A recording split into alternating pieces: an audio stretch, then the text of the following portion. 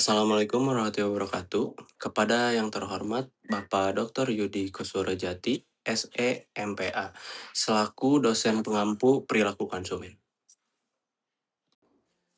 Saya dan teman-teman saya ingin menjelaskan materi tentang pengaruh situasional. Sebelumnya, perkenalkan nama saya Davin Alde Ajisara dengan NRP 2440103. Langsung saja ke materi yang pertama. Apa itu pengaruh situasional? Pengaruh situasional terhadap perilaku konsumen diartikan sebagai perilaku yang disesuaikan dengan keadaan saat konsumen hendak memutuskan mengonsumsi suatu produk.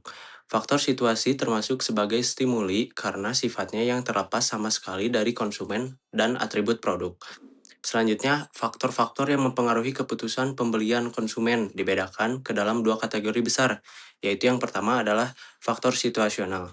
Faktor situasional adalah sekumpulan faktor yang terkait dengan waktu dan tempat tertentu yang terlepas dari karakteristik konsumen individual dan produk serta memiliki pengaruh pada perilaku konsumen yang mencakup lingkungan fisik, lingkungan sosial, dan perspektif waktu. Nah, contohnya, misalnya saya membeli payung karena tiba-tiba hujan deras. Keputusan belinya muncul bukan karena saya sudah merencanakan sebelumnya, tetapi karena kondisi cuaca saat itu memaksanya. Nah, yang kedua ada faktor non-situasional.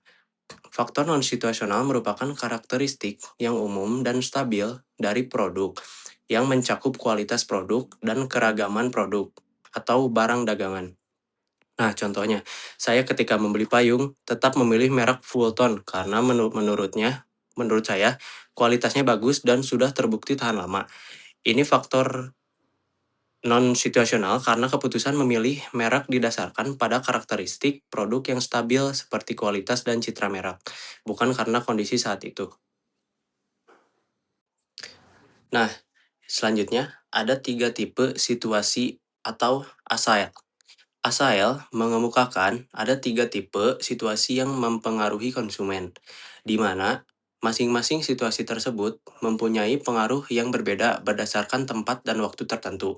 Nah, 3 tipe tersebut, yang pertama ada situasi komunikasi, yang kedua ada pembelian, yang ketiga ada physical surrounding.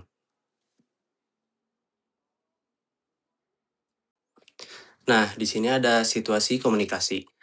Ya, situasi komunikasi adalah suasana atau lingkungan di mana konsumen memperoleh informasi yang dapat bersifat pribadi atau dari teman, keluarga, tenaga penjual maupun non-pribadi dari iklan TV, radio, media sosial. Nah, mengapa situasi ini penting? Situasi komunikasi menentukan apakah konsumen akan memperhatikan dan berusaha menyerap informasi yang disampaikan. Artinya, pesan yang bagus sekalipun bisa gagal tersampaikan kalau situasi konsumen saat menerimanya tidak mendukung. Nah, di sini ada contohnya. Yang pertama contohnya konsumen mendengarkan radio sambil membaca novel. Nah, informasi dari radio kemungkinan besar tidak terserap utuh karena perhatian terbagi. Yang kedua, ada konsumen menonton TV sendirian dengan fokus penuh. Jadi iklan lebih mungkin diperhatikan dan diingat oleh konsumen tersebut. Yang ketiga, ada konsumen scrolling media sosial sambil ngobrol. Nah, itu iklan yang muncul kemungkinan diabaikan karena fokusnya terbagi. Nah, selanjutnya ada situasi pembelian.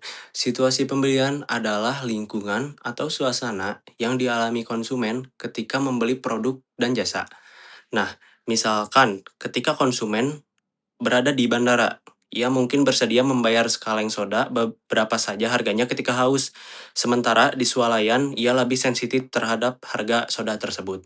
Nah, di sini juga ada 5 jenis situasi konsumen menurut Mowen dan Minor. Yang pertama ada lingkungan fisik. Aspek fisik dan tempat yang konkret dari lingkungan mencakup suatu kegiatan konsumen. Yang kedua ada lingkungan sosial.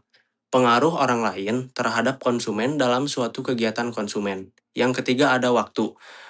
Waktu pengaruh kehadiran atau ketidakhadiran pada saat konsumen melakukan aktivitas atau kegiatan. Yang keempat, ada definisi tugas. Alasan saat konsumen membutuhkan untuk membeli atau mengonsumsi sebuah produk atau jasa. Yang kelima, ada keadaan terdahulu. situasi psikologi sementara dan suasana hati yang konsumen membawa pada kegiatan konsumsi.